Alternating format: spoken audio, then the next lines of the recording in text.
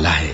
الف لام میم، یہ کتاب یعنی قرآن مجید، اس میں کچھ شک نہیں کہ اللہ کا کلام ہے، پرہیزگاروں کے لیے رہنما ہے جو غیب پر ایمان لاتے اور آداب کے ساتھ نماز پڑھتے اور جو کچھ ہم نے ان کو عطا فرمایا ہے اس میں سے خرچ کرتے ہیں، اور جو کتاب اے پیغمبر تم پر نازل ہوئی اور جو کتابیں تم سے پہلے پیغمبروں پر نازل ہوئیں سب پر ایمان لاتے اور آخرت کا یقین رکھتے ہیں۔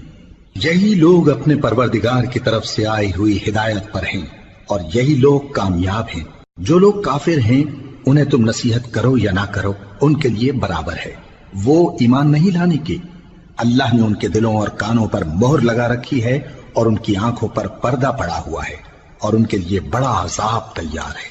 اور بعض لوگ ایسے ہیں جو کہتے ہیں کہ ہم اللہ پر اور روز آخر پر ایمان رکھتے ہیں، حالانکہ وہ ایمان نہیں رکھتے۔